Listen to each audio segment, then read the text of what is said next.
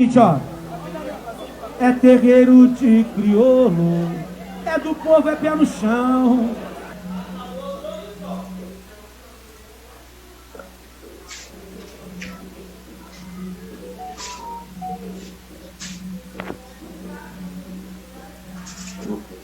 É o seguinte, ó, é terreiro de crioulo, é do povo, é pé no chão. Me liberta é alforria pelos guetos da nação. É terreiro de crioulo, é do povo, é pé no chão. Me liberta é alforria pelos guetos da nação. Escuta o som. Na verdade, terreiro de gol, meu pai, a gente vai para Miguel, batendo um papinho, mano, e ele tava com saudade de um bom samba. Lugares lá para baixo, esse projeto hoje aqui está reconhecendo a Zona Oeste e a sua raiz, trazendo grandes cantores, compositores e relembrando aqueles que já se foram. Oba, maior. Bom, gente, vou cantar um partido novo aqui, samba meio do Paulo Henrique, que nós fizemos aqui no terreiro de crioulo. Porque todo mundo que vê, chega, sabe que esse terreiro tem axé abençoado. E um dos regentes desse terreiro, sem dúvida, é Nanã. Saluba! Olha, é molinho, hein? Aprende aí! Se liga! Boa tarde, pessoal. Boa tarde a todos. Começa mais um programa Fala Paixão aqui na Rádio Boa Música FM com os nossos grandes locutores Caco Paixão e Drica Show. Tudo bem com vocês? Tudo bem. Tudo na Santa Fase. Tudo tranquilo. Que massa. Hoje o programa... Hoje o nosso programa, como a gente sempre costuma dizer... Sim. Desculpe. Pode falar. Então, a gente costuma dizer, a gente diz que é uma roda de conversa com muito samba nesse assunto. Só que diante do cenário, certo, não dá para a gente ser indiferente a tudo que está acontecendo. Não é novidade para nós. Isso sempre ocorreu, certo? Só que, infelizmente, nós temos uma... da nossa cura, só sentir a dor quando bate do olhar do outro. Os nossos problemas, santo de casa não faz milagre. Então os negros americanos decidiram ir para a rua, certo? Mas só que para nós, negros brasileiros, isso é uma coisa muito recorrente, é uma coisa que acontece sempre. Então nós temos 3 mulheres maravilhosas para poder desenhar esse cenário. Não é um assunto do momento, esse assunto é e explicar a visão delas, certo? Isso mesmo. E hoje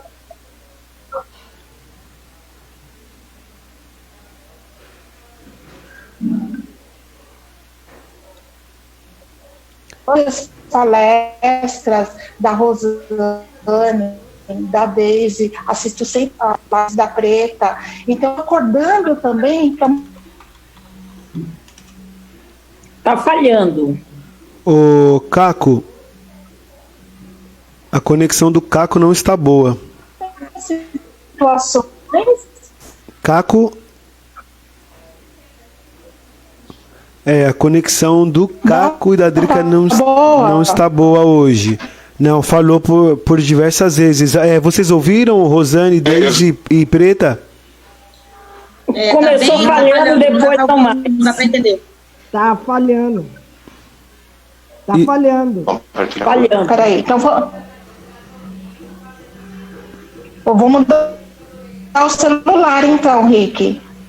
Isso, é possível que seja celular. Bom, pessoal, enquanto isso, eles vão se arrumando aí, eu quero fazer alguns agradecimentos antes do Caco apresentar essas mulheres maravilhosas, negras, empoderadas que estão ao vivo aqui em nossa rádio digital. Eu quero agradecer a todas as pessoas que nos acessam de vários lugares do Brasil e também agora muitas pessoas que moram no exterior, que estão conectados com a gente, mandando mensagem, pessoal de Portugal, França, até Japão, e eu já mostrei para vocês a nossa audiência, eu mostrei para vocês os nossos acessos, para vocês verem que realmente é fato que a nossa audiência está crescendo muito. O nosso blog, com vários colaboradores de diversos lugares do Brasil também, está firme e forte, crescendo cada vez mais. Agora, por exemplo, eu quero dar uma olhadinha aqui. Eu vou mostrar para vocês na tela a nossa audiência agora, hein, pessoal? Estamos com 56.558. Ah, é muito. Vocês estão vendo aqui na tela, ó. É muita gente. Dá pra vocês verem aqui. Eu gosto de comprovar porque tem algumas pessoas que ficaram assim: como assim uma rádio digital do Capão Redondo tem tudo isso de acesso? As pessoas menosprezam a nossa plataforma preta, meninas. Vocês acreditam que as pessoas ainda têm coragem de menosprezar um trabalho que a gente realiza, uma plataforma preta? As pessoas têm dúvida. Então sabe o que eu faço? Eu taco a plataforma na cara das pessoas mostrando os acessos que nós temos. Essa é a melhor forma, não é? Da gente mostrar, sabe porque a gente é uma plataforma preta, a gente não pode alcançar tantos lugares, tantos países, então eu mostro, eu provo, eu gosto de provar. É a melhor coisa, né, meninas? E aqui eu quero até mostrar para vocês, em tempo real, os países que estão nos acessando aqui. Em primeiro lugar, Estados Unidos, vocês estão vendo aqui. Depois, Brasil, Vietnã, Canadá, Japão, Taiwan, França, países mais baixos e etc. E aqui, cara, vocês estão vendo aqui, ó, 57 mil acessos. É muita gente. Quero agradecer a todos os colaboradores. A nossa plataforma digital, a gente pode mostrar o nosso blog, a gente pode mostrar os nossos acessos, pelo menos por enquanto. A gente pode mostrar, mas a plataforma radioboamusicafm.com.br já passou faz tempo de quanto é, Caco? Nossa, estava na faixa de 200 mil acessos. Isso, 200 mil acessos. Lembra? E a gente não pode mais. Quando batemos isso, aí já não podíamos mais comentar. Infelizmente. O número de seguidores. Você mandar depois o print pra gente, porque aí eu divulgo junto, assim, porque daqui não dá pra eu ver, pra printar. Tá sim. Eu vou pedir pro Luiz, que está com o aparelho aí, ele printar a tela. Entra no blog radioboamusicafm.com, onde nós estamos transmitindo também. E aí, dá um player lá, printa a tela com a audiência e manda para as meninas, por favor. Que hoje o meu celular, até avisei o Caco, meu celular descarregou. Nós estamos ao vivo. Rádio Boa Música. Isso, nós estamos ao vivo também no blog radioboamusicafm.com, no qual lá a gente consegue ter acesso da audiência. Então tá lá, nós estamos bombando, graças a Deus. Obrigado, Caco e Drica. Esse programa está contribuindo muito com a audiência desse blog. A plataforma nem fala, né? A gente sabe que já está com mais de 200 mil.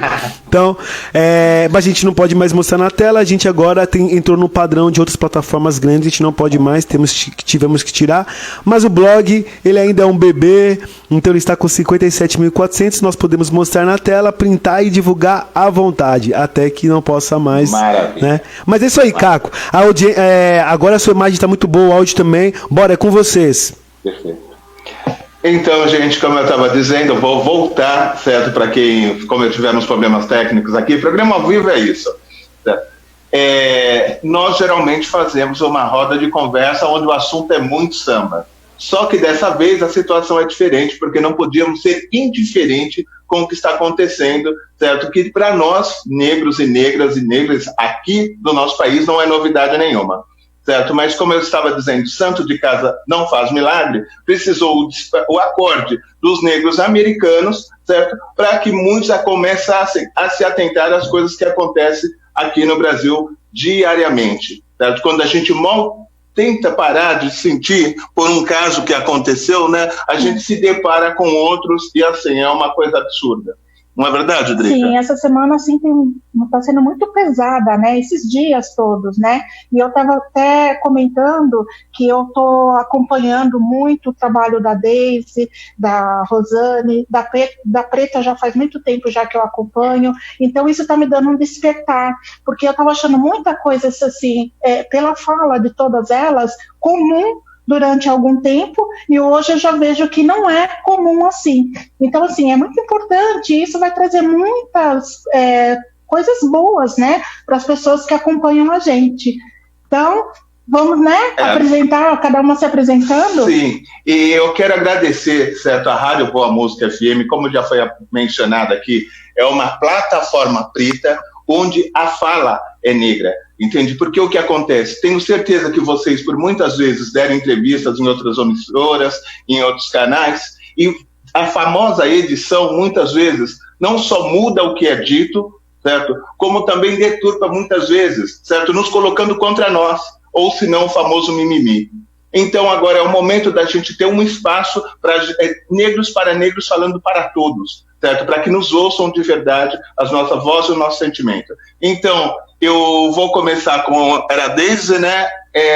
Preta, e fechar com Rosane. Por favor, meninas, se apresentem, façam uma breve apresentação. Diga lá, Deise. Bom, boa tarde a todos e todas que estão nos ouvindo nesse momento. Um salve para o pessoal de Campo Limpo, para todo o povo de São Paulo, que é minha terra de origem, né? Bom, eu sou Deise Benedito, né? A minha graduação é de Direito, eu sou mestre em Direito e Criminologia pela Universidade de Brasília e tenho uma trajetória no movimento negro já tem muitos anos. Eu fui uma das fundadoras do GLE10, Instituto da Mulher Negra, fui membro do Fala Preta, Organização de Mulheres Negras, sempre atuei na área de juventude negra, mulheres negras e política criminal e penitenciária. E dentro desse processo eu sempre estive muito próximo às lutas, né, que se fala da questão dos direitos humanos e, em especial, a questão penitenciária, né. E eu começo a entrar na questão penitenciária em 1991, né, no massacre do Carandiru, quando eu fiz parte da comissão de apuração do massacre do Carandiru. E hoje eu ouço falar tanto de encarceramento em massa. Em 1991, a casa de detenção tinha 7.000 presos, de 18 a 25 anos. E os que foram assassinados eram jovens sem ter sido condenados na condição de preso provisório. O Pavilhão 9 era conhecido como favelão. Então já dá para ter uma ideia como que era aquela situação. E a partir daí, já tem 9 anos que eu estou aqui em Brasília, eu fui convidada pela ministra Maria do Rosário para trabalhar com política criminal e direitos humanos e questão racial aqui em Brasília, e fui perita do Mecanismo Nacional de Prevenção e Combate à Tortura, onde eu fazia inspeções em presídios, manicômios, sistema socioeducativo, mas sempre pautei na minha história de vida a questão racial de uma ponta a outra, né? Então, eu sempre trouxe isso na minha militância, na questão de direitos humanos, que a população negra também é dotada de humanidade. Então, meu trabalho é esse. Atualmente, eu trabalho na liderança do PSOL, com segurança pública e direitos humanos, já tem 1 ano, e sigo aí junto com o meu público. Maravilha. Perfeito. Maravilhoso. Vamos lá, Preta. Rosane. Vamos lá, Rosane.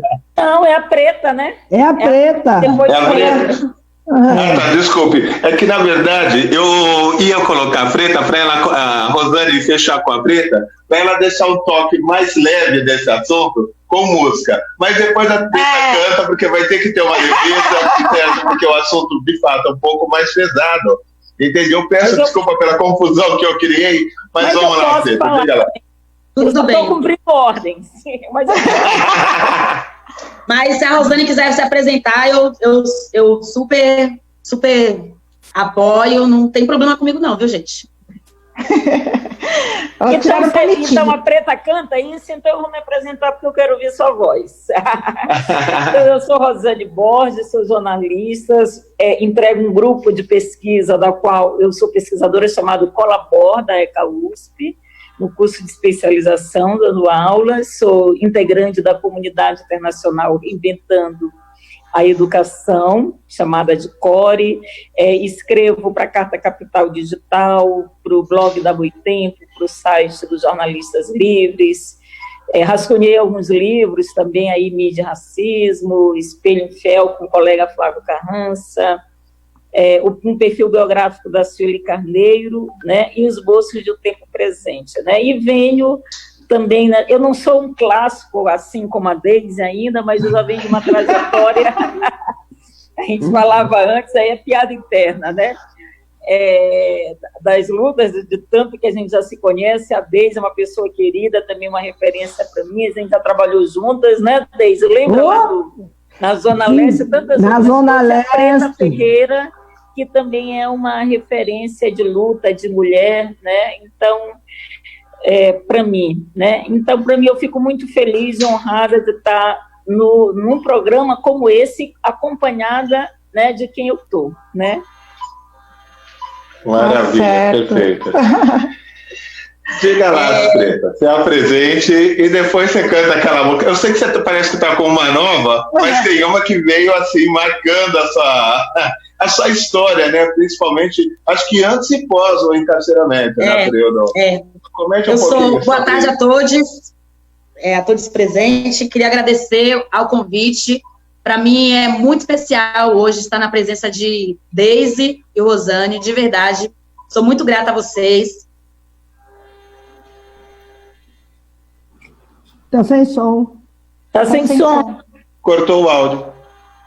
Tá lutando. Então, se hoje eu estou nessa, é porque aprendi muito com vocês, porque vocês foram aí as pioneiras para me fazer estar viva, para garantir meus direitos constitucionais. Então, muito obrigada e muito axé para vocês. Sou Preta Ferreira, eu milito na área da moradia, que é um direito básico constitucional. Eu sou aí espero eu, né, a última presa política por lutar por direitos constitucionais na cidade de São Paulo. Eu fiquei presa 108 dias, fui torturada, sofri diversas coisas por lutar por direitos que o povo preto sempre teve aí excluso. Então, a minha luta não começou agora, minha luta na moradia se deu pela necessidade, há 20 anos atrás, quando eu cheguei em São Paulo, através da minha mãe, depois da minha mãe, e fui morar numa ocupação.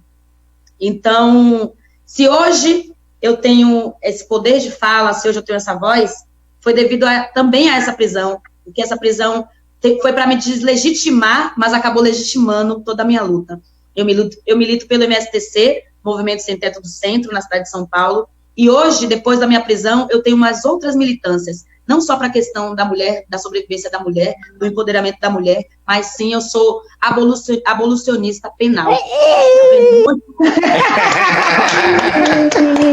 Enquanto eu estiver viva, eu vou estar lutando para essas mulheres que não tiveram oportunidades, porque todas elas são presas políticas. Por que são presas políticas? Quando o país não dá oportunidade para essas pessoas, elas se tornam presas políticas. Quando se tira recursos de educação para investir em presídios, é porque querem que nossos corpos pretos vá parar atrás das grades, porque as prisões estão sendo construídas para as pessoas pretas, porque branco de colarinho não vai para a prisão, porque racista nesse país não vai para a cadeia.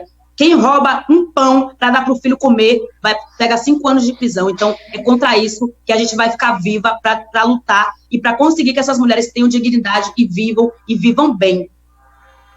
Perfeito. Maravilhosa. Enquanto você falava, eu estava vendo que a Deise ia pulando. Eu acho que ela vai conseguir chegar na casa da minha cama. Mas de fato. Essa música que eu vou cantar agora chama-se Minha Carne. É uma música que eu fiz antes de ser presa, e foi para um filme, depois eu gravei um clipe com 50 mulheres indígenas e quilombolas, porque eu queria retratar o papel que esses corpos escolheram estar na sociedade, porque eles nos apontam tanto, né? E aí eu quis mostrar quem são essas mulheres e o porquê que eles falam tanto dos nossos corpos, porque racistas são pessoas invejosas, porque falam muito de nós, mas nós somos aquilo que eles queriam ser. Então essa música é Minha Carne, tá no YouTube, Preta Ferreira, Minha Carne. Eu vou cantar ela a capela agora para vocês. E é uma música muito atual. Foi-se a chibata, implantou-se a lei, ambas sob a tutela das mesmas mãos do senhor e de engenho. Senhorzinho, não me toque, mesmo lavando minha alma, as marcas não sairão. Eu sou princesa de Angola, filha de rei e rainha. Não nasci pra lhe servir, o meu reino não é aqui. Pelos teus olhos somos símbolo sexual, a minha boca, meu cabelo, herança maternal. Não vem se apropriar disso também. 130 anos e nada mudou. E com 94 morreu meu avô. Quando me sangram é pela minha cor. É a carne mais barata que você deseja. É a minha carne que você deseja. mistura indígena e quilombola, como um passarinho preso na gaiola. Deixe-me ir, quero ir embora. Tire suas mãos de mim agora. É a carne mais barata que você deseja. É a minha carne que você deseja. Mistura indígena e quilombola, como um passarinho preso na gaiola. Deixe-me ir, quero ir embora. Tire suas mãos de mim agora. Eu sou aquilo que você queria ser. Eu sou aquilo que você queria ser. Eu sou aquilo que você queria ser.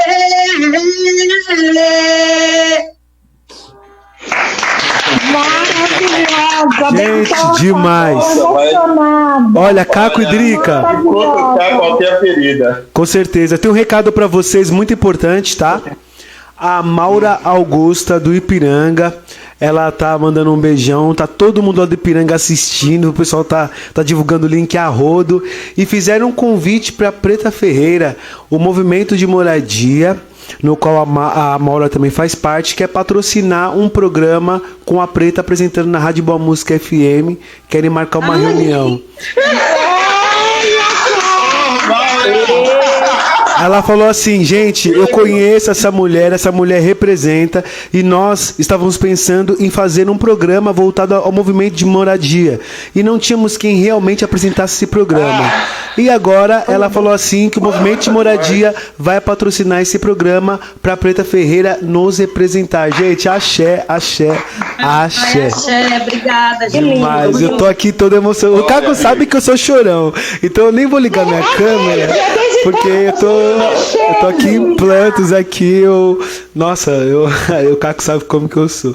E aí recebeu uma mensagem dessa, cara. Isso, gente. Não, então o programa porque é voltado pra moradia com a Preta, junto com a gente aqui na rádio, pra gente isso aí é, sucesso demais, cara. Nossa, cara, olha, sem palavras. Hoje, que seja só nós assistindo. Pra mim, foi recorde de tudo, porque nos primeiros momentos de apresentação do programa, onde as pessoas ainda estão se apresentando, vinha um retorno desse. Maura, 1000 beijos, mulher.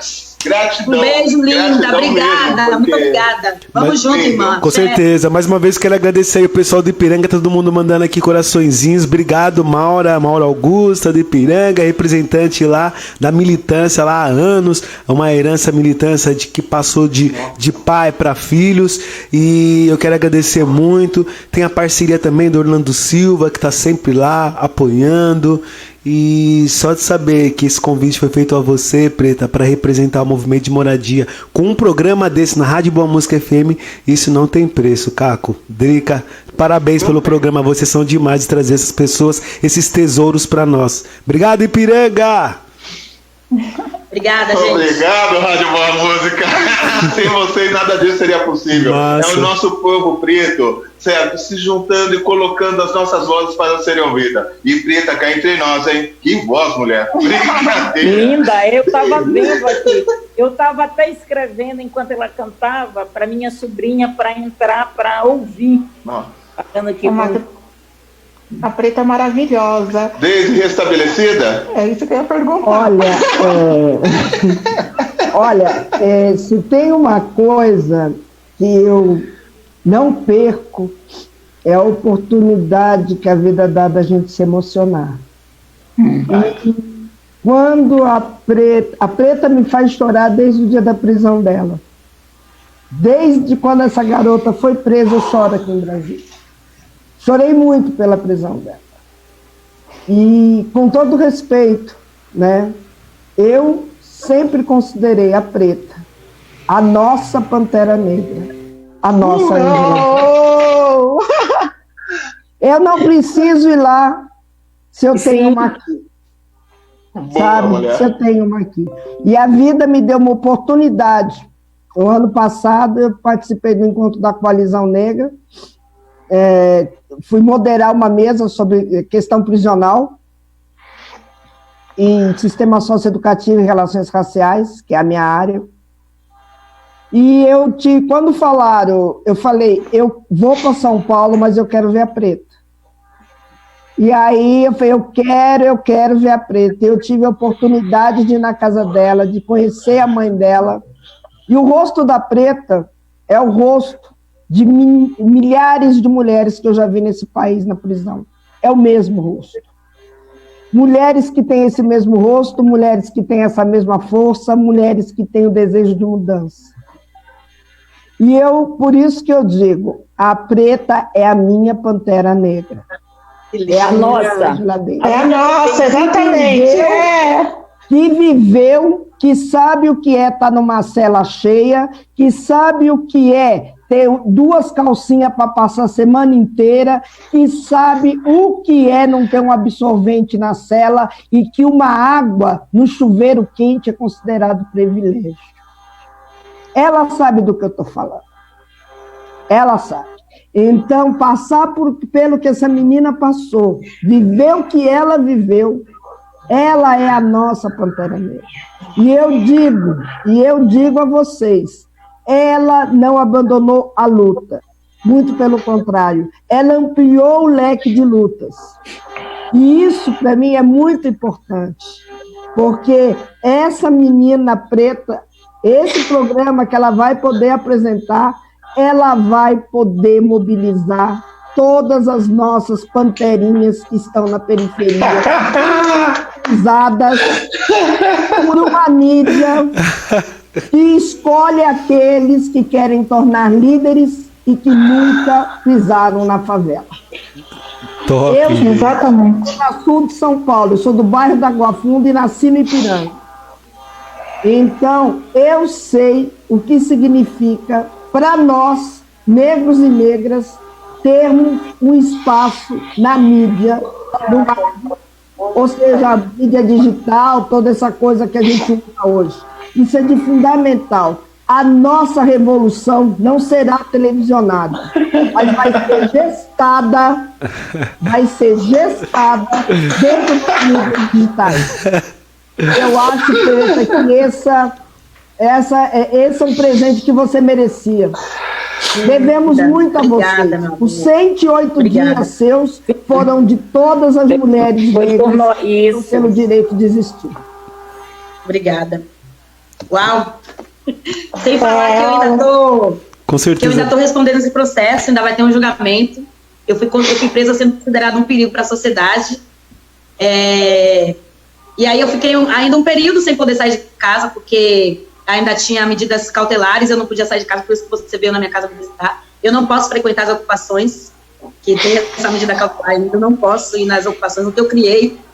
Mas a gente se reinventa, a gente faz luta de outras formas. Então a internet está aí para a gente fazer luta também através da internet. Exatamente. Quem se cala diante de tanta impunidade é conivente e também é fascista e é racista.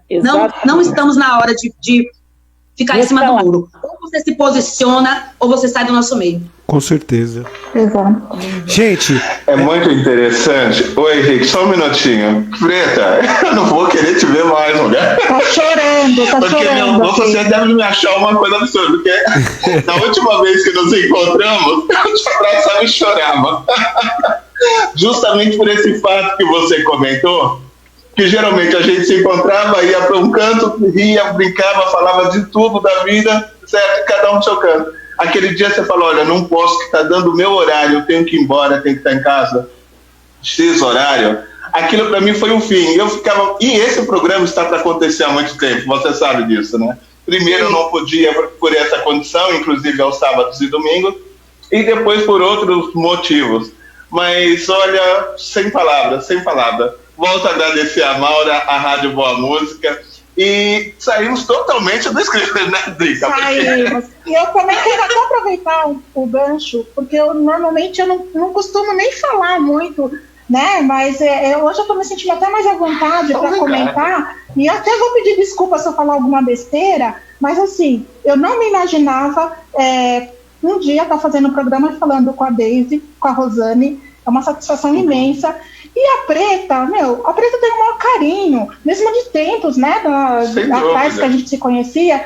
E assim, para quem não conhece a Preta, como nós conhecemos antes de tudo isso, ela sempre teve esse perfil de luta, de briga, e assim, eu sempre fui muito, sempre admirei muito, Preta, você, por esse motivo, né? E hoje eu vejo, eu vou comentar o que eu vejo na minha visão, que Marielle se foi, né? Calaram, mas aparecem outras Marielles e uma delas é você que está aí representando e na força e na luta com tudo que a gente precisa, Preta. Você é maravilhosa, maravilhosa, sem palavras.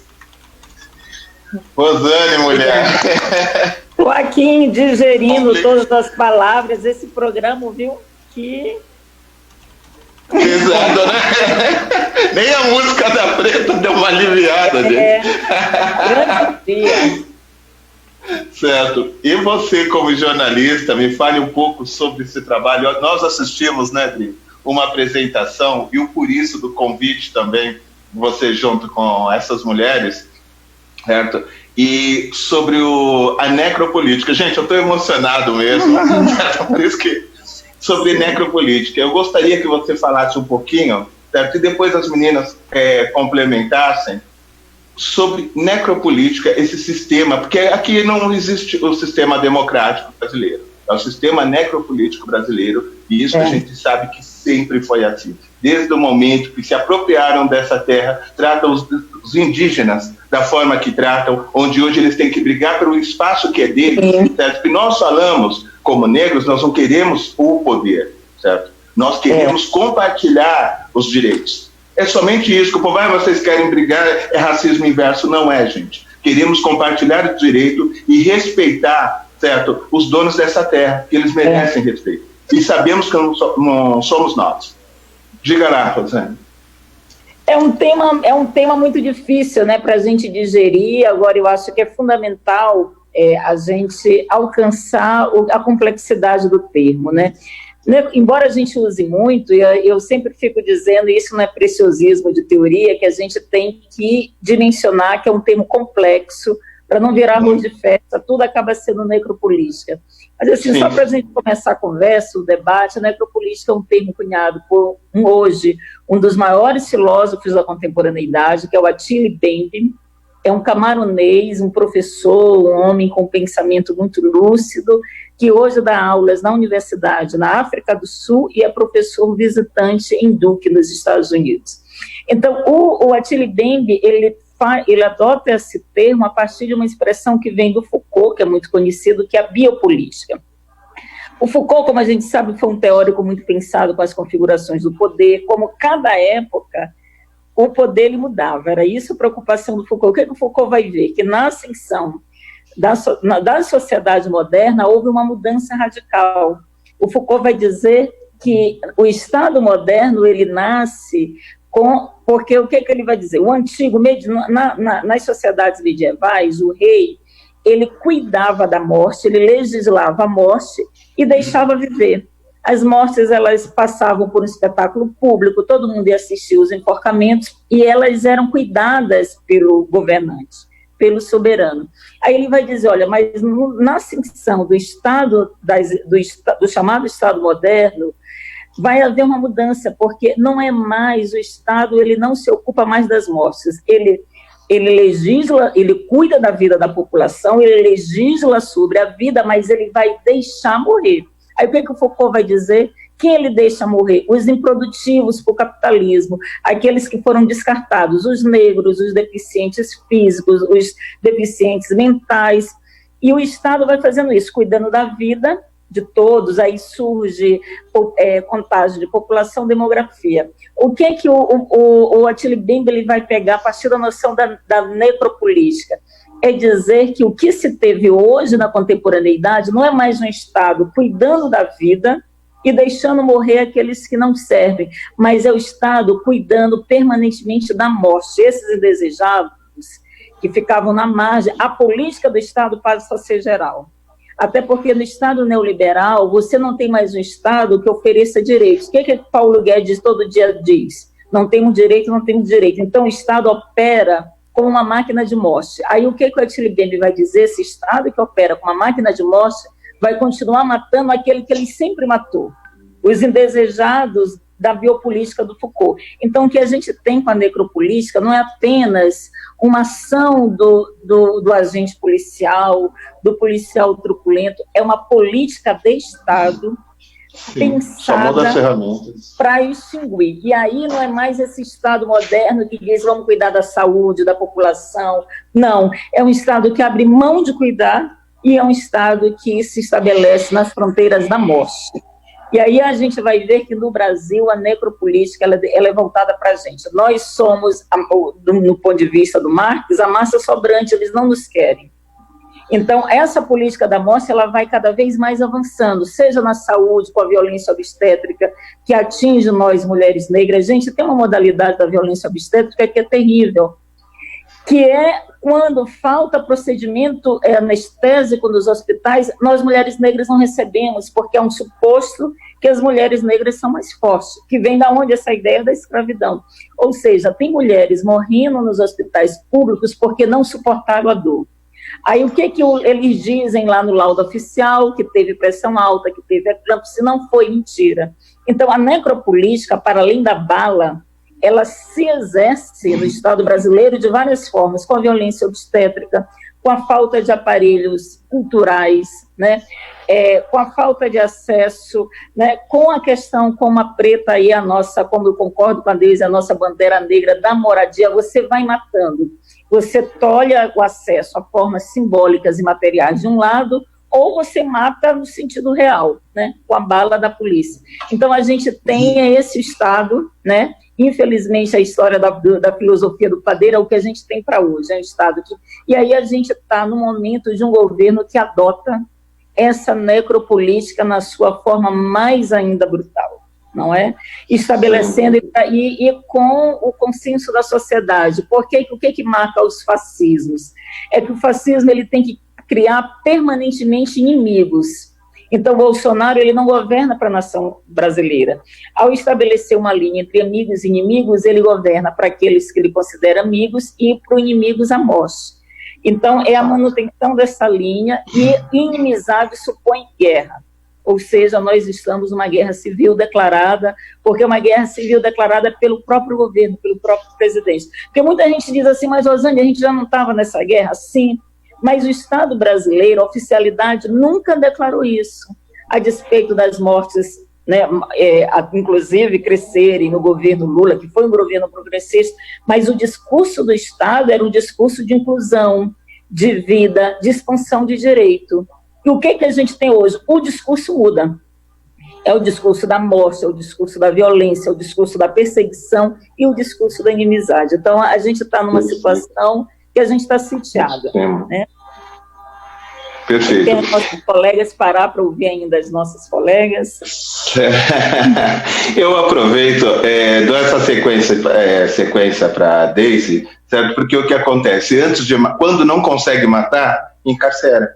Né? E o sistema penitenciário também é o outro caminho, certo? E a Preta depois pode complementar essa fala, certo? E, claro, em cima da necropolítica, que é um sistema, é um processo, certo? E a Deise poderia falar sobre o sistema prisional brasileiro e sobre essa questão, o vínculo com a necropolítica, porque é uma fase só, né? Ou encarcera ou mata. Uhum. Bom, para mim falar de sistema, começar a falar de sistema prisional, eu começo falando que o Brasil, né? O Brasil foi uma colônia penal da corte portuguesa por mais de 300 anos. Então, aqui foi um lugar de se tirar cadeia. Todos aqueles que atentavam contra a coroa portuguesa vinham tirar cadeia no Brasil, vinham para o degredo do Brasil. Então, o Brasil também foi constituído por um monte de gente que veio tirar cadeia aqui, tá? E aqui constituíram as suas pseudo-famílias e suas riquezas.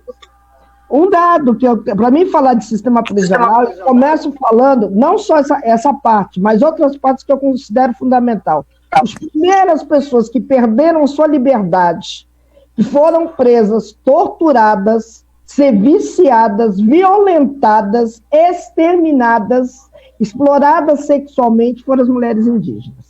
Eu não posso falar de prisão se eu não me remeter ao que foi feito dos povos indígenas assim que os europeus chegaram aqui. Não foi brinquedo, não. Os primeiros encarcerados foram os jovens, os povos indígenas. A perda da liberdade. Na sequência, né, veio os povos africanos, os nossos antepassados africanos. No momento que eles são os aprisionados na África, eles já perdem a sua liberdade.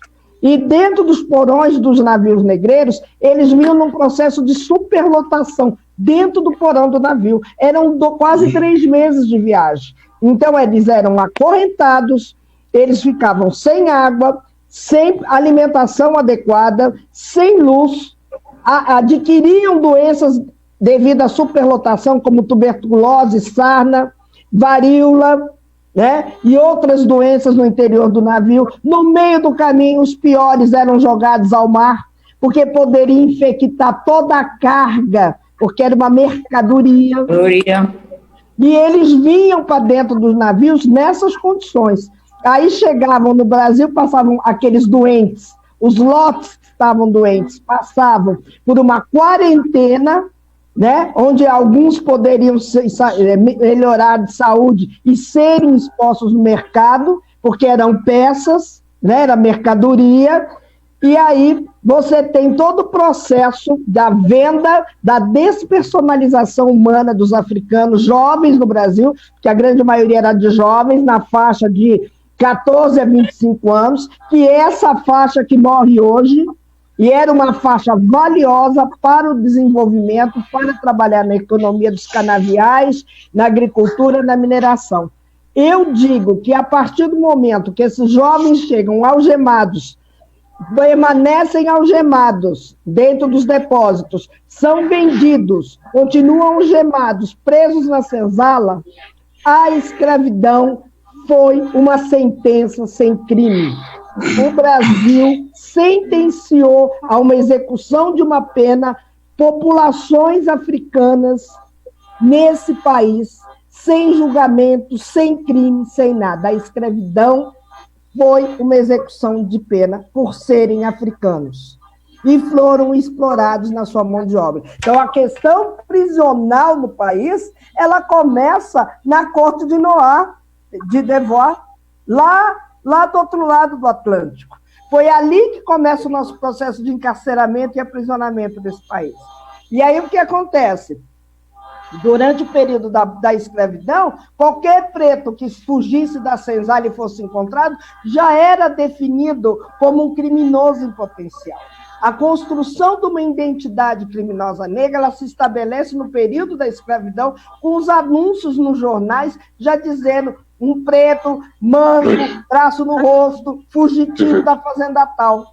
Quer dizer, a liberdade nos foi tirada. E como é que a gente vai chegar hoje a ser essa população, que é 800 mil presos, praticamente, sendo 60% deles jovens e negros? Porque você tem um processo da escravidão, um processo de tortura e maus tratos, né? Que a tortura não é um privilégio de ditadura, a tortura, os maus tratos, os estrupos foram, né, praticamente amplamente utilizados no período da escravidão. E aí você tem a abolição da escravidão, sem casa, sem escola, sem serviço, sem nada, e você joga essa população na rua, né, sem nada, e essa população vai ter que deixar de ser a mercadoria para passar a ser cidadão. Olha só, você deixou de ser uma mercadoria valiosa. E aí o que acontece? Você tem qual é a primeira lei que surge no pós-abolição? É o Código Penal de 1890, que vai punir os capoeiras, os vadios, né? Vai punir as algazarras, vai punir, perseguir o pessoal de terreiro, né? Quer dizer, tudo isso é voltado para quê? Para uma população que foi escravizada, uma mercadoria, e agora ela tem que ser vigiada e castigada, numa linha de Foucault da microfísica do poder. Vigiar, castigar e controlar, que é o controle, né? Que é o controle racial brasileiro. A partir daí tem as teorias do embranquecimento, né, que investe na vinda de brancos para o Brasil, tenta se sonhar com o sonho branco de um país puro e radiante, né? Inteligente, acessível, onde negros e indígenas são descartáveis, sim. E aí o que a gente tem? As punições são voltadas para a população negra e população indígena. Então, o que a gente tem? Um endereçamento das leis. Então, eu não tive um investimento na saúde, na educação, na moradia. Quando você é preso, né, principalmente, o que acontece? Quem é que está indo preso? É pobre, negro, né? E aí eles não têm o domínio da linguagem jurídica. Convoco no artigo tal, segundo tal, não tem esse domínio da linguagem jurídica. Sabe, não é chegar e falar, então, meu irmão, você rodou, porque você roubou. E você roubou, então sua pena é tal, tu vai tirar tanto tempo de cadeia, tá ligado? Não é essa linguagem. É uma linguagem que as pessoas não têm acesso, porque as pessoas não têm acesso à educação de qualidade.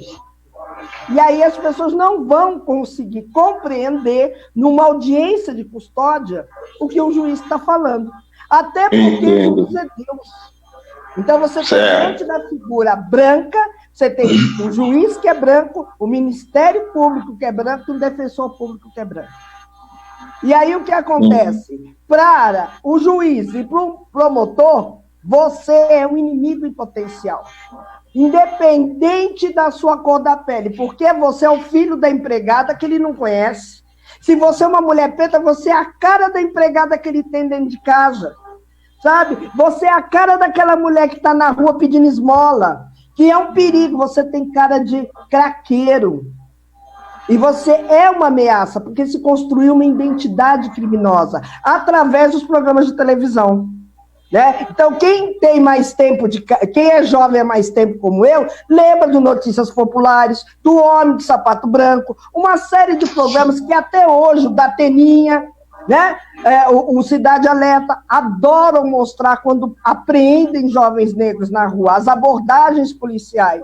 E quando a gente fala de encarceramento em massa, começa com a abordagem no meio da rua. Quantos jovens estão na prisão com droga plantada? Quantos? Não é nenhum, nem dois. Por quê? Porque você tem que manter a cidade limpa. É um processo higienista, é um processo de limpeza. Passou a ser pobre, passou a ser negro, morar na periferia, morar na favela, é alvo de ter uma polícia mais presente, porque aonde o Estado chega, o Estado só chega por essa via da violência. Sem dúvida. Né? Não chega com saúde, não chega com educação, não chega com moradia digna. E aí o que acontece? Esses jovens que são presos hoje, né? E eu já estou encerrando minha fala, esses jovens, homens e mulheres presos, moradores de favela, que vivem amontoados, apertados, eles estão vivendo a mesma saga dentro da cadeia lotada, onde cabe 4, tem 20, que vieram os seus antepassados nos navios negreiros. Eu falo, o Brasil hoje condena jovens negros ao crime, associação ao tráfico, e esses jovens negros são descendentes daqueles africanos que, a partir de 1830 até 1850, quando se aboliu o tráfico de escravos no Brasil, no mundo foi abolido, o Brasil continuou traficando. O Brasil continuou com o tráfico ilícito de africanos. E se manteve por 50 anos. Então, mais de 20 anos. Então, esses jovens, eles são descendentes de africanos que aqui foram escravizados, traficados ilicitamente. E hoje eles estão presos pelo tráfico ilícito. Então, eu falo de traficados a traficantes. Entendeu? Descendentes daqueles que foram ilicitamente colocados, né, na condição de escravidão. E aí, quem foi que lutou por isso? O Luiz Gama. O cara soltou mais de 500 caras que estavam ilegalmente na condição de escravo nesse país. E aí, hoje, a gente tem essa população presa, porque se fosse na escravidão, esses jovens de 18 a 25 anos, que a maioria está na prisão como preso provisório, estavam valendo um dinheirão no câmbio negro. Estava valendo um dinheiro. Entendeu? Por quê? Porque, sabe? Tô precisando de escravo aqui, tem como descolar aí? Ô, meu irmão, tá aqui, tá na mão, tenho 3 ali, paga 3 por 10, valeu? Beleza, aí, ó, tem um revólver aqui, tem jeito? É o mesmo esquema que tem que ver. O esquema é o mesmo. E aí a gente tem hoje as prisões superlotadas, com condições sem ar. Então, quando a gente ouve falar, não consigo respirar, na favela não se consegue respirar. É um quarto de cozinha dividido com um lençol e um buraquinho com uma festa de ar. Quando eu falo não consigo respirar, você entra numa cela de uma cadeia e tem 20 caras ou 20 mulheres dentro e tem que, às vezes, revezar para dormir. A comida é estragada, a água ela é racionada, entendeu? O médico não aparece. Quer dizer, não tem lugar para respirar. As pessoas precisavam entrar um dia numa cadeia para ver o que é uma cadeia antes de ficar falando em pena de morte, antes de falar de endurecimento de pena, antes de falar de prisão perpétua. Ninguém nasceu com a vocação de ser preso. E nós estamos numa sociedade capitalista. Então, esse encarceramento, ele é necropolítico, sim. E eu concordo com o Mbembe e ainda acrescento. Sempre, pós-abolição, foi sempre os políticos quem tinha que viver e quem tinha que viver pelo Estado brasileiro. O Estado brasileiro está na descaração de deixar isso mais claro. Mas sem dúvida, foi definido quem vive e quem morre. Essa definição a gente está vendo agora com a pandemia. Quando a gente vê de 35 mil, quase 60% são negros, estão morrendo. E por que a população negra está morrendo? Porque é a diarista, é o coveiro, é o ajudante de limpeza, é o motoboy, certo? É quem faz o corre, né? Quem vai daqui para ali vai levar uma coisa ou outra, é o ajudante, é o carteiro, é o coveiro. Esses que estão morrendo. Essa população negra está morrendo. Porque essa população negra não tem quarentena. Para ela, para diarista, para empregada doméstica, não tem quarentena assim. Então, essa população, por caixa do supermercado, por repositor do supermercado, não tem. Então, essa política, quando não tem respirador, quando não tem hospital decente na Zona Leste, para atender essa população, na Brasilândia, onde está a população negra morrendo, quando você não tem isso, você tem em curso, sim, uma política genocida no Estado brasileiro, com esse presidente irracional, imoral, indecente, que fica estimulando as pessoas a ir para a rua. Quer dizer, essa pandemia veio para o sonho dourado dele se concretizar. Olha, vai morrer muita gente velha, então a gente vai ter um dinheirinho do INSS guardadinho, olha que beleza. Muitos jovens vão morrer, opa, que maravilha, não vamos gastar dinheiro com eles na cadeia. E vai morrer muita mulher. Ai, que beleza, não vamos mais se preocupar com violência contra a mulher, porque elas já estão morrendo mesmo. Essa é a realidade. E está morrendo preto, olha que legal, nós vamos atingir o nosso objetivo. Vamos criar uma conseguiram branca, total e radiante. Que é uma política de encarceramento nesse país, está dentro desse pacote do genocídio, da necropolítica. Né? Eu acho que é por aí que a banda toca. Sem dúvida. Maravilha. Vimos o papel da advogada. Agora, Preta, acredito que você, melhor do que ninguém, pode relatar que de 1890 até hoje muita coisa não mudou, só piorou lá dentro, não é? Fale um pouquinho sobre isso. Nós tivemos, acho que, problema com a Rosânia, não sei se ela conseguiu voltar, depois o Rick vai nos dar um toque, mas, por favor, Rick. Ou Rick, não, Preta. Vamos lá, eu fiz alguns apontamentos aqui, mas eu achei a sua fala, Deise. Tipo, muito contemplada, eu poderia ficar calada aqui só te ouvindo, juro. Aula, você está falando o que realmente vivemos. Quando eu sou muito dessa questão de falar, quando eu saí da prisão, a primeira coisa que eu falei foi: estudem. Estudem, porque se vocês estudarem o sistema com vocês, não vão aguentar. E é sobre isso. Por que a gente nas escolas tem aula de hipotenusa, dessas aulas todas de matemática que a gente nunca aprendeu, de quem é o filósofo branco, que a gente nunca usou na vida, e a gente não tem aula de direito penal?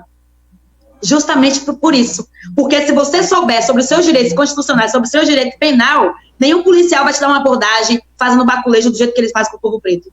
Então, primeira coisa que eles fazem é nos tirar a educação de direito, que é uma educação que é garantida em Constituição, que é a obrigação, é a obrigatoriedade deles nos dar essa aula. Então, a primeira coisa que eles fazem é tirar e ludibriar nossa cabeça com os livros de história que eles escreveram. Sim. Na roda dos escravos, dos escravizados, que a gente nunca foi escravo, fomos escravizados. Era a rota em que os tubarões seguiam os navios negreiros. Por quê? O preto, ele pegava ebola, ele pegava várias doenças. E quando aquela mercadoria estava estragada, eles alimentavam os tubarões com os corpos dos nossos antepassados.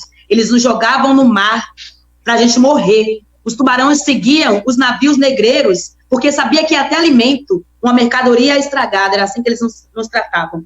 E até hoje isso funciona, porque na prisão não se tem remédio, não se tem médico, não se tem um dentista. O que eles queriam fazer agora? Container para colocar pessoas que tinham suspeita de Covid-19, porque eles estavam nos descartando mais uma vez. E quando se fala em mercadoria, que esses jovens valiam dinheiro, e que se fosse naqueles tempos ia valer, vale ainda assim. Porque eles dizem que gasta 3 mil reais no presídio com uma pessoa, e é mentira. É mentira, porque quem leva tudo são as famílias. Quem gasta o dinheiro para levar o jumbo, para levar o kit de higiene, para levar um absorvente, para levar um cobertor, para levar uma roupa, é a família. A comida chega estragada, a comida chega podre com pedaços de ratos. Não tem lugar para você dormir, se dorme amontoado. Quando eu saí, eu falei, a prisão é um navio negreiro, e a prisão é um navio negreiro. Essa necropolítica está aí, ainda é a escravidão não acabou, a gente ainda vive a escravidão, é uma escravidão contemporânea, a gente está assimilando muitas coisas. Acho que o povo jovem está com um despertar melhor sobre isso, sobre essa necropolítica. Por quê? Porque está começando a sentir. Porque quem sente na pele os descasos, os mazelos dessa escravidão até hoje é a população preta. E essa população preta é a que está morrendo dentro de casa. Não interessa o lugar que eles e a forma que vão nos matar. O interessante para ele é nos matar. E nos matar por requinte de crueldade. É isso que eles estão fazendo com a gente. Eu acho que quando você fala muito de traficado a traficante, é sobre isso que a gente vive. Eles não nos deixam em paz, eles não querem que a gente viva. Quando eu digo na música que eu sou filha de rei e rainha, não nasci para lhe servir, é isso. Eu não nasci nesse país, eu não tive a minha história contada nos livros, eu não tenho minha árvore genealógica porque eu não sei qual língua eu posso falar, eu não tive opção de escolha.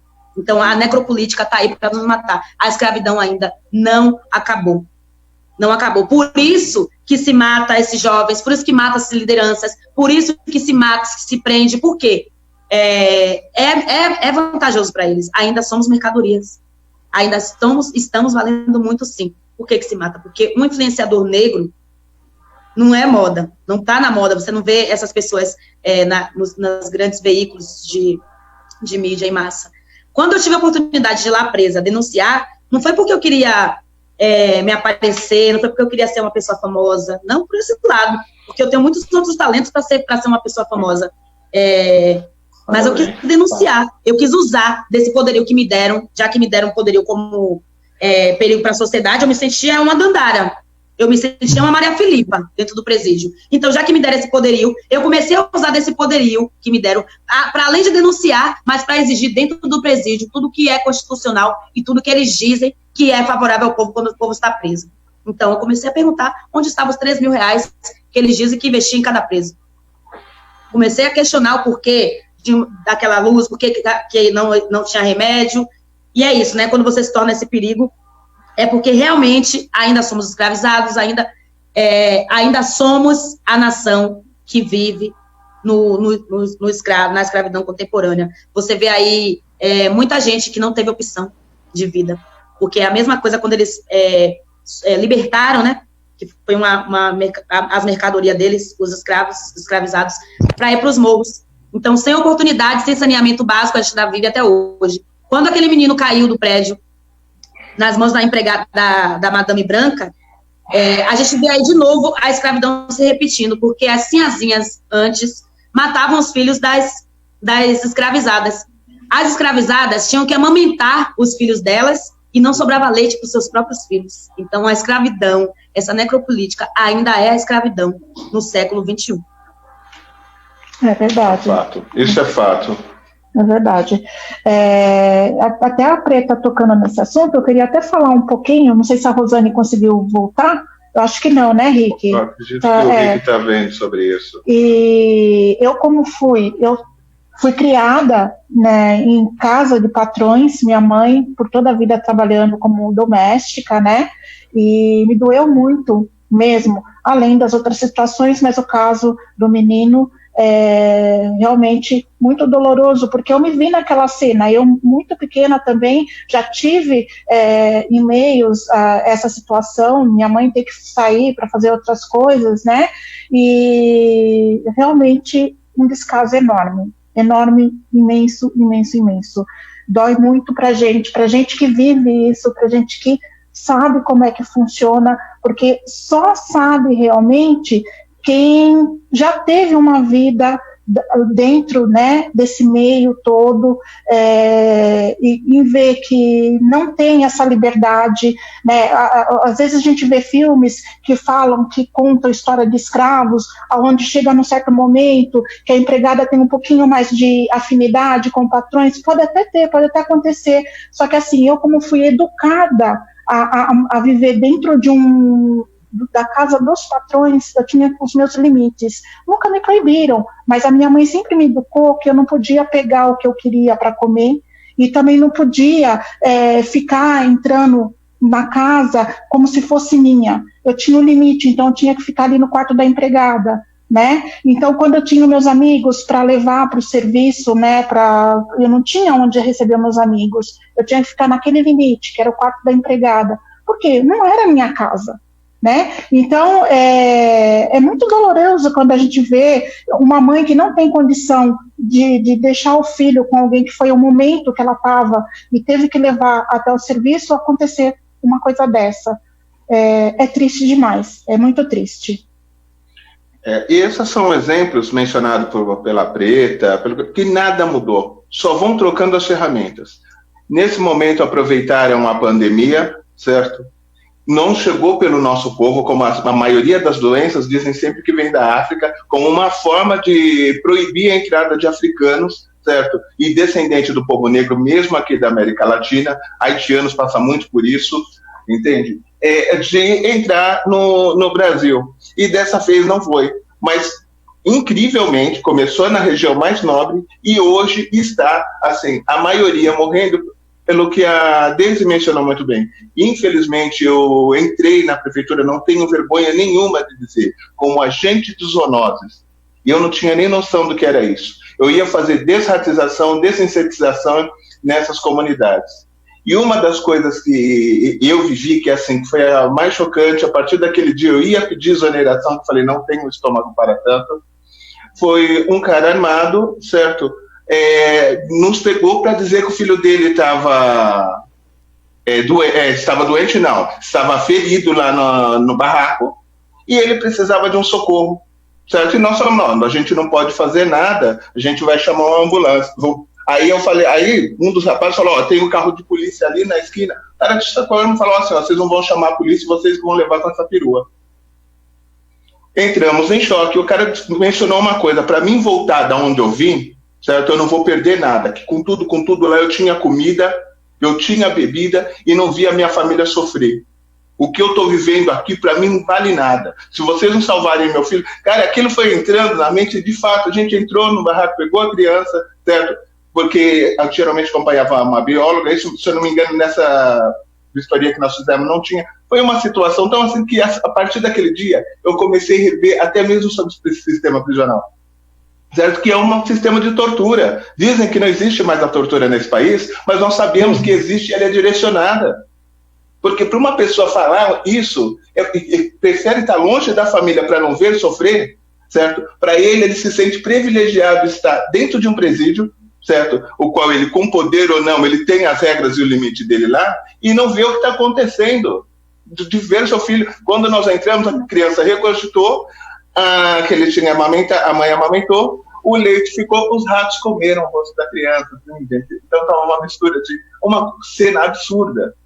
E muita gente acha isso tudo, mas é mimimi. Como vai ser mimimi, gente? Ou quando você vê uma criança, certo? Intencionalmente, porque mãe nenhuma aperta o nono para encontrar a mãe no térreo.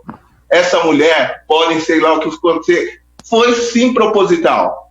E o judiciário, eu gostaria até depois que a Deise comentasse também, ele é conivente, ela já mencionou, a partir do momento que tem juiz, promotor, todo um povo branco, com certeza não vai entender a dor do negro, certo? E eu gostaria que você comentasse, Deise, como que é essa situação, porque no evento que eu fui, que a Preta participou, eu tive a oportunidade de conhecer uma advogada negra, certo, que mencionou que quando ela chegava na delegacia, certo, ela não era tratada como uma advogada.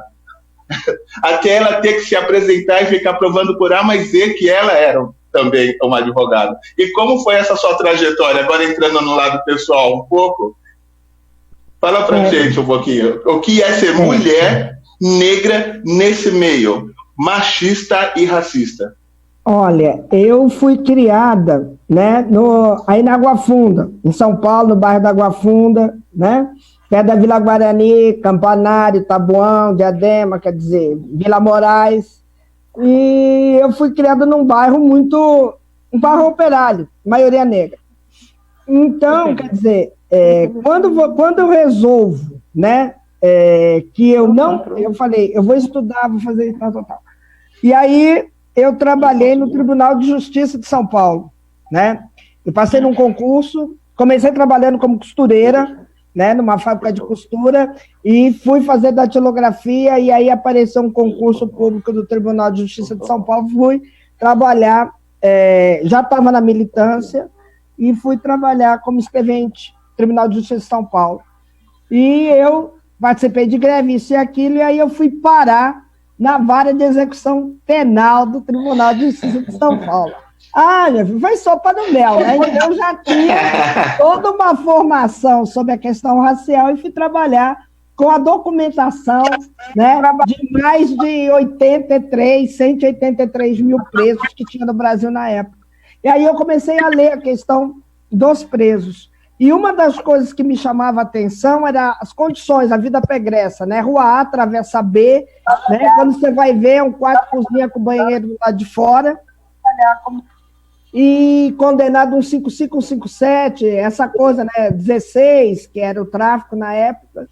E isso me chamava a atenção das penas, né? Porque os presos negros ficavam mais tempo presos. Aí aquilo foi já me borbulhando. Quando eu recebi um convite, eu fui numa atividade, na época eu era de Gueledés, eu participei de uma atividade na Câmara Municipal, conheci o padre Francisco Hirdo, da Pastoral Carcerária, a gente começou a trocar uma ideia, ele me convidou para a pastoral, trabalhei anos como voluntária na Pastoral Carcerária e na subcomissão de sistema prisional OAB, de política criminal. O que eu quero dizer para você? O fato de sermos negros no Tribunal de Justiça, que é totalmente branco, uma elite branca, você ter funcionários negros, eram funcionários negros que carregavam papéis que são chamados fiéis. Alguns escreventes negros e raríssimos brancos, coordenador ou diretor. Chegar no balcão uma mulher negra, ela só poderia ser mãe de preso querendo informação. Menos advogada. Começa por aí. Menos advogada. Ela podia ser tudo. Principalmente quem conheceu o prédio Ministro Mário Guimarães, no centro da cidade, 7 horas da manhã, aquilo era uma fila imensa. E a maioria de mulheres negras, pobres, senhorinhas, com papel, com um documento do filho embrulhadinho num saco plástico e um elástico. Para ter informação do filho que estava preso lá na casa de detenção em Barueri ou qualquer canto do estado de São Paulo. Era essa visão que eu via todos os dias durante mais de 10 anos que eu trabalhei no Tribunal de Justiça de São Paulo. As mulheres negras lutando pela liberdade dos filhos, assim como a Irmandade da Boa Morte na Bahia, a primeira organização negra em 1830, onde as mulheres escravas de ganho, libertas, né, se organizaram para poder juntar dinheiro para comprar carta de alforria para os filhos e maridos, para dar aos homens, aos filhos e maridos a liberdade. E aí, essa construção dessa identidade negra que eu falei, ela não se transfere, ela permanece também para os advogados, para as advogadas negras, né? Porque como é que pode você, né, ser uma advogada negra? Como é que é isso? Você não é tratado da mesma forma que é tratado o advogado branco do balcão. Eu presenciei isso inúmeras vezes, não foi nenhuma nem duas, né? No meu trabalho, né, eu, por exemplo, que trabalho com essa questão, direitos humanos é quê? Direitos humanos é para branco. Preto não discute direitos humanos é para branco, né? E aí o que acontece? Inúmeras vezes, depois que eu vim para Brasília, né, trabalhar, eu fui em reuniões na Secretaria-Geral da Presidência da República que os brancos pegavam na metade da minha mão, e eu era a única mulher preta na reunião. Isso num governo avançado, moderno, né? Os bem-nascidos, bem alimentados, né? Os brancos revolucionários, né? Os brancos engajados me pegavam na metade da minha mão. Tanto que um dia eu disse para minha chefe, a Maria do Rosário, eu falei, um dia você vai receber uma reclamação de mim, que a próxima vez que eu for numa reunião na presidência da República e pegarem na metade da minha mão, eu vou dizer que não falta tinta. Era assim. Eu ia pegar, não solto tinta, pode pegar na minha mão direita. Sabe? Os olhares. Quantas vezes que eu fazia visita em presídios, na hora de fazer a reunião com a direção, o agente me olhava meio assim, o diretor me olhava meio assim, eu podia ser tudo, menos uma perita nacional de prevenção e combate à tortura. Porque o meu lugar era para estar atrás das grades. Sendo torturada. Sendo torturada e não denunciando o que eu estava vendo. Entendeu? A mesma coisa nas reuniões com os diretores. Né? Eu já fiz reuniões, eu e os meus colegas, eu era a única mulher numa equipe de 11 peritos, eu era a única mulher negra. Você imagina, todos os meus amigos brancos, legais e tal, aí chega uma cara preta, uma mulher que podia ser mãe do menino que está no socioeducativo, que podia ser mulher de preso, que podia estar presa, mas não, eu estava lá numa outra condição. E aí, uma das coisas que mais me alegrava, diante de tanta desgraça, era quando você chega na grade, cara, e eu falava, e aí, rapaziada? E aí a gente vê o olhar negro, aquela afetividade negra dos presos. A identidade, tipo, é nós com nós. É nós com nós, mano. Eles entendem. É nós por nós. Quantas presas eu olhava e ela me olhava e a gente às vezes não precisava falar nada, entendeu? E aí muitas vezes eu era... Troca de olhar. Só no toque de olhar. A gente tem umas coisas de olho que é muito forte. E aí, que são os códigos que a gente adquire dentro da cadeia, né? Quem bate cadeia, quem já tirou, sabe. Às vezes é um olhar, uma coçada do rosto, a gente está conversando. E aí tem uma coisa mais séria ainda, que é o tratamento, e aí é uma coisa mais terrível, né? E que é uma coisa que me deixava triste, dos agentes penitenciários negros, das agentes penitenciárias negras, que me tratavam com hostilidade, né? Principalmente quando eu falava, eu quero conversar sozinho com a presa, sabe? Eu vou falar um pouco grosso, mas eu estou entendendo o papel dela, porque ela está acostumada a nos ver atrás das grades. E condicionados a isso, né? E ela fazendo o papel... Ela também está presa. Mas ela também está presa. Ela também está presa. Ela está presa num processo que ela poderia ser qualquer outra coisa, menos uma agente penitenciário. Mas ela está mais presa do que a presa de verdade. Ela está mais presa do que quem está presa. É isso mesmo. Ô, gente, eu só queria falar só uma coisa rapidinho. Eu vou ter que daqui a pouco entrar em outra live. E eu também meio que acabando. Fala aí, Preta. Certo. Não, mas meu tempo está meio que acabando, porque eu tenho uma outra live ainda hoje, às 16 horas. Tô sabendo. E aí eu preciso sabendo. Eu sou a rainha das lives agora.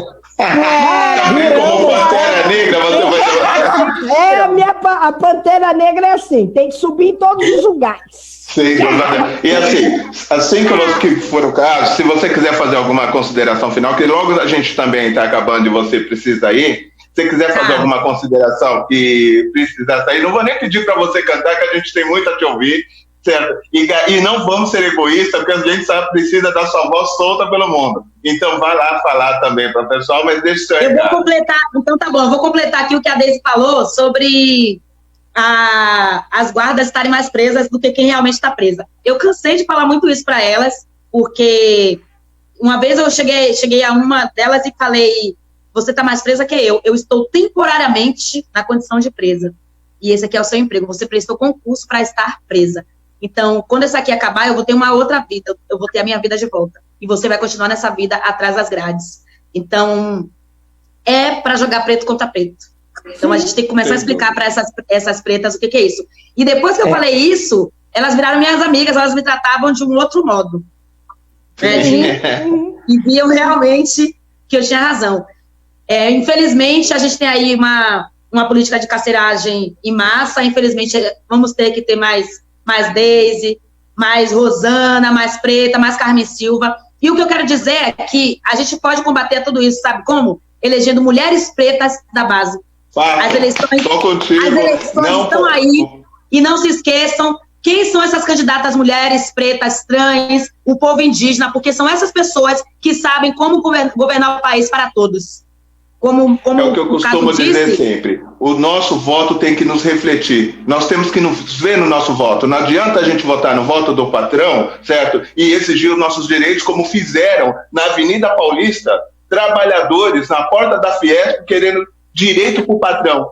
Entende? Então é umas coisas muito incoerentes. Agora, meninas, Rosane, bom retorno.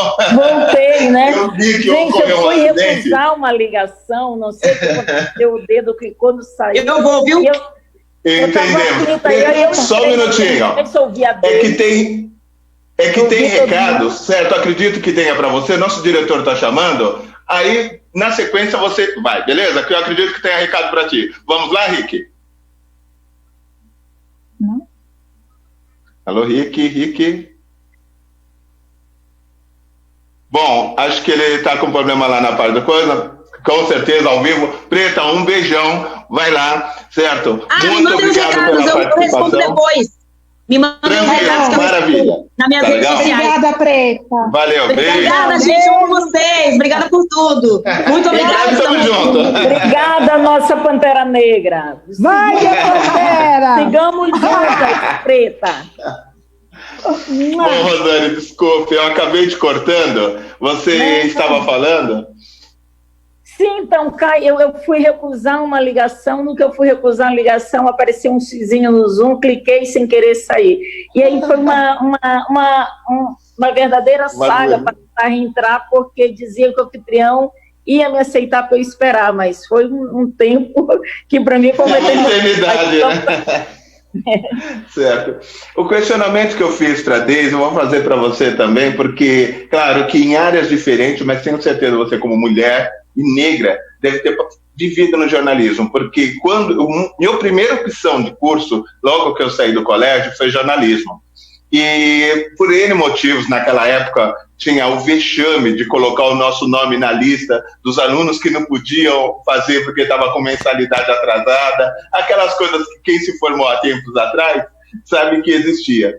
E dentre os motivos, além do financeiro, eu tive esse problema da questão do... Como que eu posso dizer? Várias pessoas falarem para mim, não existe jornalista negro, certo? Vendo só como televisão a questão do jornalismo. E você sabe que por mais que a gente tenha a força de ficar dando murro em ponta de faca, uma hora a gente cansa.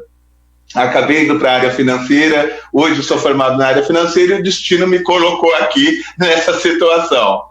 Eu gostaria de... você, assim, as coisas que você passa, desde as matérias, enfim, que eu sei que você escreve para escreve alguns artigos, enfim. Aí, onde está o seu maior enfrentamento quando se depara com Rosane e, assim, a jornalista negra?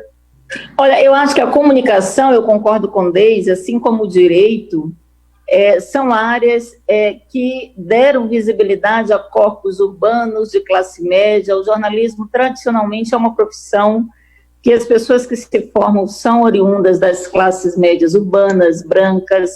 E aí eu lembro que quando eu fiz a graduação, só tinha eu uma amiga negra, éramos duas, e isso foi bem antes das cotas, né?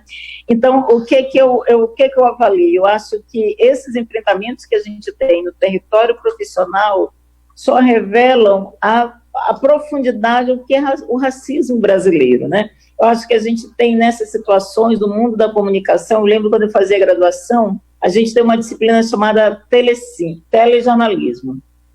E nessa disciplina a gente passa por todas as atividades. E no dia que eu tinha que ir para a bancada, aqui no mundo profissional eu nunca fui para a bancada, a não ser como entrevistada, o técnico dizia assim, mas você vem com esse cabelo hoje, logo no dia que você vai apresentar, porque havia uma regra de ouro no jornalismo, que o seu corpo não podia disputar mais com informação.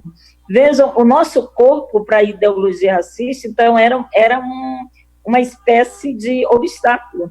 o cabelo crespo. Se você percebeu, o Heraldo Pereira, quando ele está na bancada do Jornal Nacional, enche o rosto dele de base.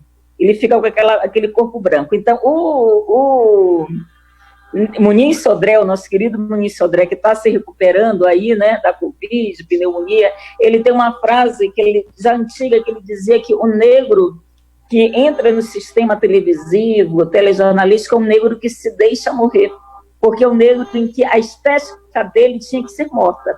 Claro que hoje a gente está tendo algumas mudanças, obviamente que sim, uma Maju, mas então eu sou de uma geração em que um cabelo como o da Maju era um interdito, não podia.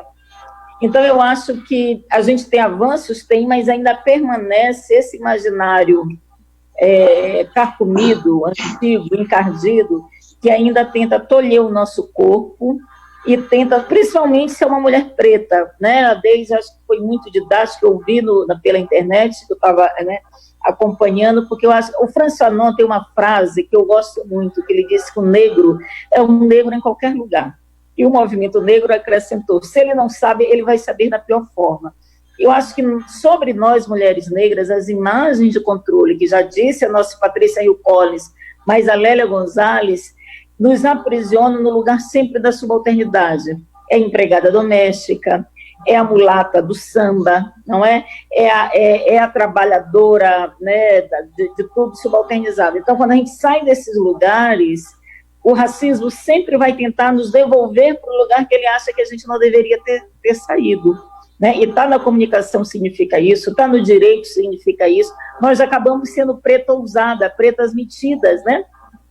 Precisamos então, de vocês. Esse enfrentamento, né? E aí, se ser isso é ser metida, a gente diz, a gente é metida mesmo, porque a gente ousou pedir acesso a uma soberania negada, a um lugar que eles não disseram que não era nosso, e a gente está usando e dizer, a gente arrombou essas portas, né? Eu acho que tem uma outra coisa ainda também em cima disso, Rosane, que você fala com toda a razão. São os modelos de beleza, né? O modelo imposto de beleza, né? Ser mulher negra nós não preenchemos requisitos da mídia, né? Não somos magérrimas, entendeu?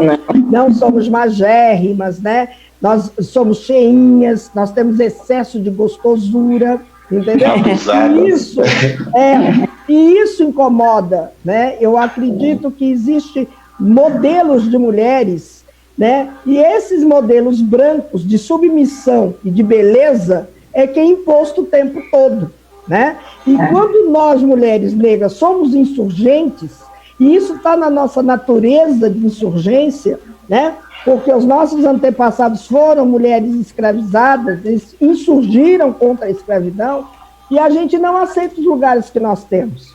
Então, quando a gente vê as meninas, né, as jovens negras, né, deixando seus cabelos com cacho, assumindo a sua negritude, isso incomoda os brancos, porque assumir a negritude é assumir o seu lugar enquanto pessoa, enquanto cidadão, como agente de direitos, né? Quando as meninas ingressam na universidade, quando as meninas fazem um curso técnico, começam a ousar sair daquele canto colocado na favela, né? Daquele quarto escuro, sem luz, sem ventilação, superlotado, que tentaram fazer com que os nossos jovens não prestassem o Enem, justamente porque muitos só têm um celular dentro de casa, e como é que vão estudar? É uma das formas cruéis, né, da necropolítica de impedir que nós, enquanto mulheres e negras, acessamos os nossos direitos de estudar, de trabalhar em condições dignas e de sermos quem nós somos.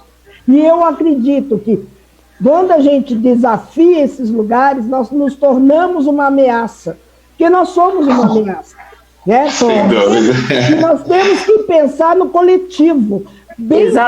Foi bem falado a questão do voto. Nós temos que votar em negros, mas negros comprometidos, e todos aqueles que vão se candidatar a vereador, e aqui já estou dando um salve, procurem saber qual é a função do vereador, para que as pessoas não fiquem prometendo coisas que jamais poderão fazer. Fato. Conhecer a máquina pública. Conhecer a máquina pública, sabe? Conhecer como funciona a Câmara de Vereadores. E o poder do nosso povo está na nossa mobilização. Vai para um projeto de lei a nosso favor, na medida do possível, vamos todo mundo lá para a Câmara dos Vereadores constranger, não só o nosso que nós votamos, mas constranger os outros a votar no projeto que nos interessa. É essa que é a grande questão para nós. E aí você pode também ver que as grandes falas das manifestações nos Estados Unidos foram falas de mulheres negras. Mulheres negras, que aquela jovem negra de 39 anos... que jovens, até crianças, né? Até crianças. E aí, isso é muito importante. O fato de você morar na periferia não quer dizer que nós somos menos. Não, a gente não tem que se envergonhar de morar na quebrada. Nós temos que organizar nossa quebrada, falar a língua da nossa quebrada, falar uma linguagem que chegue, que a pessoa pense. Pô, quer dizer que eu estou aqui, não é porque meu povo quer estar aqui, é porque tem todo um processo pós-abolição que deixou a gente nessas condições. Quando você pega, só encerrando, quando você pega o metrô, um exemplo simples, vamos pegar o metrô na Paraíso. Linha amarela, show de bola, ar-condicionado, exposição de quadro, lindo. Vamos pegar para a nossa boa Zona Leste, que ainda deu uma melhorada no metrô, mas vamos pegar a linha Lilás. O que tem na linha Lilás? Metrô pequeno, estação feia, mal acabada, porque é pro povão, é pro sanegrado. Gente que tá bom, vai para trabalhar mesmo. Quer dizer, não tem uma exposição de arte. Não tem nada. Por quê? Por que não? Você entendeu? São as formas da discriminação embutida. Né? Entendem então, que não merecemos. Não merecemos. Nós só temos que trabalhar. E aí, por isso que eu falo, uma das coisas que eu faço sempre que eu tenho possibilidade. Se tem uma mulher preta vendendo e uma mulher branca, vou comprar da mulher preta. Vamos começar também a comprar de nós mesmos, fazer o dinheiro. Nós por nós. Nós por nós. O meu lema é nós por nós. Tá? E aí eu digo a vocês, a beleza das mulheres negras está na força, está na determinação, está na coragem. Perfeito. Porque a maioria é chefe de família e cria 5, 6 filhos sozinhos. Então, é verdade. Essa é a nossa força, entendeu? Deise, muito obrigado, meninas. Assim, meu diretor está aqui, apertando que nós extrapolamos. Já deve apertar vocês, né? Como eu falei, juntar a Preta Ferreira, Deise, Benedito e Rosane não vai dar certo. Não é? Não, mas nós vamos ter um outro encontro desse que foi maravilhoso. Aí vocês estavam falando da força da mulher preta. Imagina numa bancada uma preta careca com um brinquinho desse, que tem que ser. Não é? A pérolinha básica, né? Aquela mesmo que seja. E linda ainda, e muito linda. Para falar mais coisas, porque cada vez que eu vejo um depoimento de vocês, como eu disse, eu tenho acompanhado muito, são coisas que estão me despertando para várias situações, tanto o trabalho da Rosane como da Deise, de muitas outras que eu tenho acompanhado. Gente, olha, uma aula. Então, assim, eu tô aqui me retorcendo, eu fico quietinha, mas eu tô aqui mexendo na minha mão, porque eu quero falar também, são situações que eu passo, são situações que eu convivo, mas a gente não tem esse tempo. Infelizmente, mas a gente vai ter outra oportunidade, espero contar com vocês mais vezes para a gente falar muito mais sobre isso, porque eu acho que assim como eu, muitas outras têm necessidade de ter mais esclarecimento, mais conhecimento sobre toda essa vida nossa negra, esse mundo negro, você entendeu? Isso está me favorecendo muito, muito, eu só tenho a agradecer vocês, tá? E antes de eu encerrar... Fala, Rosane, que eu também ia falar um negócio. Não, eu só vou fazer considerações finais, mas, ó, gente, consideração final. A gente acha que está em mesa, né, Deise? A gente pensa que está em mesa. Para fazer consideração final. Era só um salve, mas eu acho que eu te cortei, Adriana. Pode falar. Não, eu queria aproveitar, agradecer a oportunidade de vocês terem me convidado. Eu fico muito agradecida, verdade, de coração. E eu queria sugerir que vocês, dentro desse quadro, desse programa, que atinge tanta gente, em tantos lugares, e nosso povo principalmente, fizesse um quadro, Nós por Nós, preto para preto. Olha, você falando assim, tô vendo que daqui a pouco vai ter mais um convite.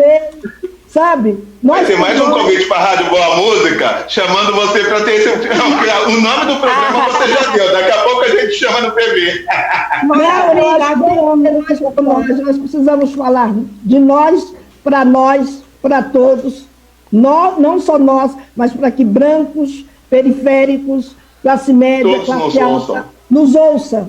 Precisamos ser ouvidos, porque a mídia, nós precisamos de ter a nossa mídia negra, a nossa mídia alternativa, para fazer as pessoas saberem que nós temos voz, nós temos propostas e nós temos história. E a nossa história tem que ser contada e a nossa memória não pode ser apagada. Um beijo para todo mundo que está ouvindo, um beijo para vocês. Beijo, sempre gente. que precisar, eu estou aqui, estamos juntos e é nós por nós. Gratidão. Eu também agradeço, então, já nesse momento, pelo convite, pela lembrança. Também é sempre um aprendizado ouvir essas mulheres, ouvir vocês, com perguntas interessantes, provocativas. E sigamos juntas aí com um programa já com tão boa audiência, e vamos tentar cultivar aí o aprendizado, a solidariedade, as trocas, né? E vamos juntas, né? Qualquer coisa, eu continuo nas minhas lives aí no Instagram, quem quiser também me seguir, o meu Instagram é Rosane Borges, o Facebook é a mesma coisa, e vamos que vamos, né? E o meu, eu também estou nas lives igual a Rosane, daqui a pouco eu tenho uma hora de tarde. Eu tenho mais 5. E o meu Instagram é Benedito Deise, tá?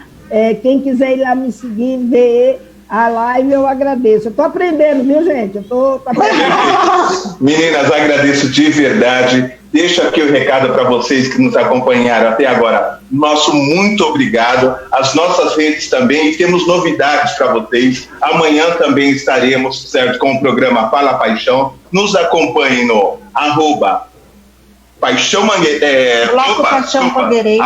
Bloco Paixão Mangueirense no Instagram e Paixão Mangueirense no Facebook. Amanhã, no mesmo horário, às 14 horas, certo? Acompanhem a gente lá para vocês saberem das novidades. Henrique, meu querido, 1000 perdões e muito obrigado. Hoje o programa, imaginei que não fosse diferente, tentei o máximo possível, mas com essas mulheres maravilhosas e com a nossa Pantera Negra, imaginamos que fosse... Estou indisciplinada. Todas insurgentes. As pretas insurgentes. Tamo junto. Obrigado, Henrique. Obrigado você da Rádio Boa Música. Te desejo muito sucesso, muita luz. Obrigado. E faz um programa também com meu sobrinho, DJ Dandan, tá? Opa, traz pra rádio. Filha do DJ Dandan, gente. Veja a possibilidade de ter um programa chamado GL10. Seria ótimo. Mas eu não tô mais em Galedés. Rick, o programa dela, ela já deu até o nome. Nós por nós. Sucesso total. Meu não, é de todo mundo. É isso aí. Ok, gente. Então vamos lá, né? A semana passada eu e o Caco, a gente estava falando sobre programa, né? O Caco estava falando assim, Dri, por que você não tem um programa? Achei muito interessante a ideia da Deise, adorei. Eu estava procurando até mesmo saber o que é que eu poderia fazer que me encaixasse, que me interessasse. E ultimamente eu estou muito interessada nesses assuntos. Aê! Da ideia.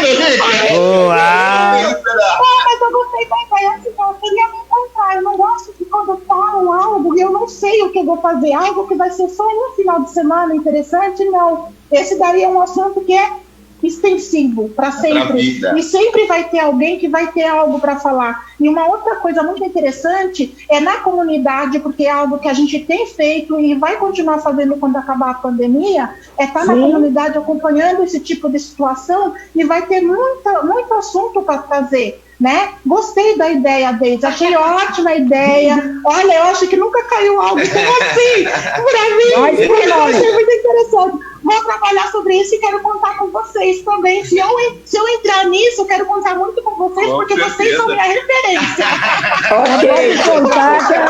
Pode contar que eu faço sugestões, a Rosane também faz sugestões. Com certeza, pode. Né? A Rosane que faz comunicação. O programa está pronto, cara. Saúde, educação, moradia, renda básica, empreendedorismo, arte negra.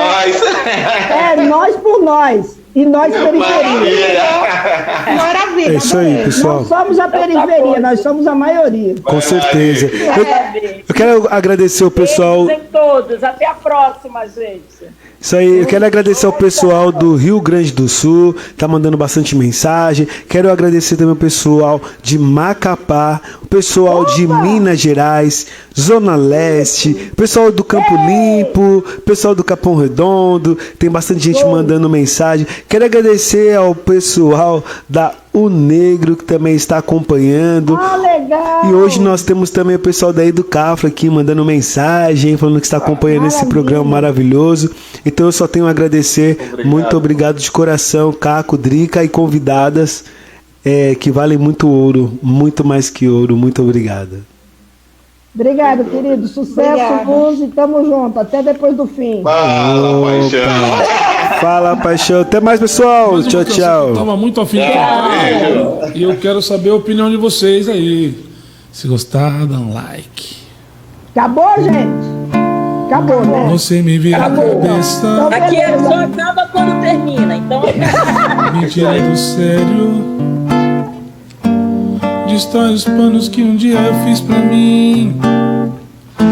Me faz pensar porque a vida é assim. Eu sempre vou e corro pros seus braços. Você não me quer de verdade. No fundo eu sou sua vaidade. Eu sempre seguindo seus passos. Eu sempre estou preso em seus laços. É só você chamar que eu vou. Porque você não vai embora de vez. Porque não me liberta dessa paixão. Por quê? Porque você não diz que não me quer mais. Porque